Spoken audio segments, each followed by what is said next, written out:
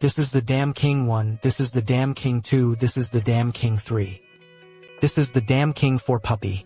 Then he is exactly what I imagine as a Damn King 5. You could even call him the King of Bullshit. 6 is the ATK A9 Ultimate, also known as the Master Edition. ATK has a tradition. A new iteration is made every 6 months. This time it's ATK's A9 Master Edition. The biggest upgrade is the main controller. It also keeps up with the times, featuring a dual 54LO chip. The mouse mold hasn't undergone major changes. I also compared it with the previous A9 Ultra. The molds are basically consistent. I think this coating should be drier and fresher. When he was a green man, its anti-slip performance is even better. This pearl red color is also a new addition to the current model. Do you think this red looks good? The foot pads on the bottom have also been greatly upgraded. You can see that the A9 Ultra and Master Edition are very noticeable. The foot patches are the same as the original Dog King version. Below, a storage compartment has also been removed. So these are 2 super large foot pads, keeping up with the times. Nowadays, everyone loves optimizing big foot patches, and I think there's nothing wrong with that. He was quite willing to listen. The height of the roller has also changed. The specific differences on the mold are basically that low. Many friends who haven't used Dog King might be completely confused. Let me briefly explain the length of the A9 mold. The mold remains the same on the surface. With dimensions of 125 centimeters long and 60 centimeters wide and 40 centimeters high, it's a textbook king of nonsense type. Dimensions. When the A9 was first released, I said, this is the most similar one so far. It really does look like the right waistline of the Dog King with a protrusion. Many manufacturers ignore the key points when making quasi-Dog King games. The ATK has a very high level of faithfulness. The A9 also has a treatment that I find very comfortable. It's the R9 bevel cut. The original R rubber bevel is quite large. The A9 has made some modifications to this R glue. Make this curve smoother as well.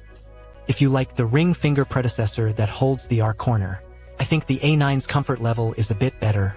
Anyway, my biggest impression after using it is this R corner. Other aspects are really similar. The part where his palm fits is basically the same size. Adding a palm provides a very balanced center of force.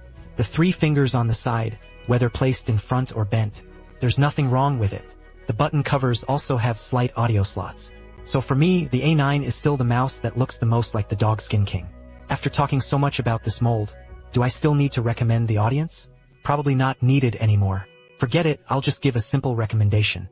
I personally recommend hand shapes with hand lengths between 17.5 to 20 centimeters. Basically, it covers everything, just grab and grab later. Front grabs, even internal traps can be used. As for fearing holding the King's Demon Scroll of dog nonsense, it is probably the most feared among symmetrical rats right now. Although I have never really recommended it, if you absolutely must. It's not impossible. Next is a teardown. This time, not only will we take apart the mouse, I also need to remove the receiver. Let's see if its dual 54L chips are real. Then you need to peel off these 2 big foot pads. To be honest, I really can't bear to part with it. However, the ATK package also includes a kicking foot sticker. So just tear it off and that's it. Alright.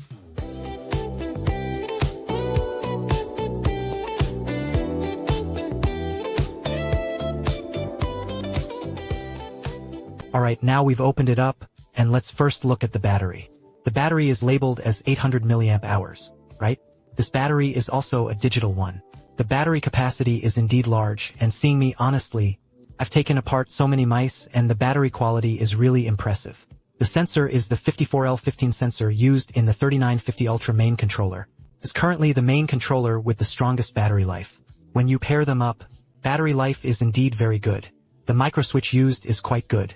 ATK's custom optical microswitch is just one step away. It's neither hard nor noisy, and there's hardly any spring sound for a while. Just compare and listen to it and you'll see. Sure enough, he still used a TC golden wheel. Tap slightly in the middle. The usage is also very unusual. Micro switches aren't the common kind of rounded corners, or rather, a micro movement with a long horn. How should I describe this micro switch? I'll be honest. The feedback from pressing is very strong. The sound is also quite loud. Clicking the micro switches gives a pretty good feel. Other aspects of PCB manufacturing are still fairly standard. There was no special treatment. Now let's take a look. This time, the A9 Master Edition covers the lid. Its side buttons use Huanua's white dot, but it is a 3-pin corner side key. Generally, the 2 pins of the side key have more angles. Using 3-pin angles is indeed quite rare. The side keyboard is also very finely crafted. One button cover is 3 instant noodles. And in the middle, here you can see there's a silicone gel which actually corresponds to it. On the front there's a battery level display. There's not much else to say about it. The handling is quite good.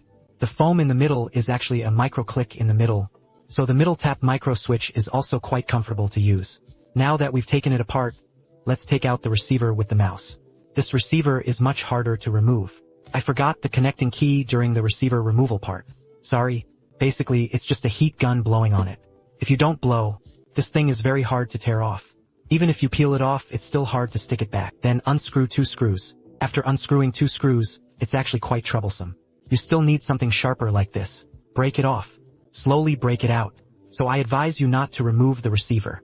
Then there's really no need. You're fine. Why are you taking apart the receiver? And if I take it apart, mainly it's to provide some argument. What kind of chip is it actually inside? You can see the chip used is the 54L05, which is indeed the 54 series. However, the mouse has 54L15, one is 05, and the other is 15. You can check the specific parameters on the official website.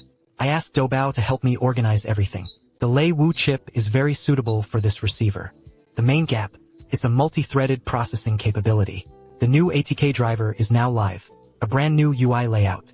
I have good things to follow. I think this point still needs to be put on a show. There really aren't many domestic ATK brands this ambitious. This is the ultimate competitive firmware max. This is the currently very popular 2-bend static frame rate. The layout and delivery of the drive are both very well done. I won't say much more. Do you think this ATK A9 is currently the most worthwhile dogskin yellow mouse to buy? I even think it's fine to remove the word class. Dual 54L and 3950 performance. Its range is also at the current T0 level. It also comes with a 2-year warranty. But that's not good. That's all for this video. I am Sancho. We'll cover it next time.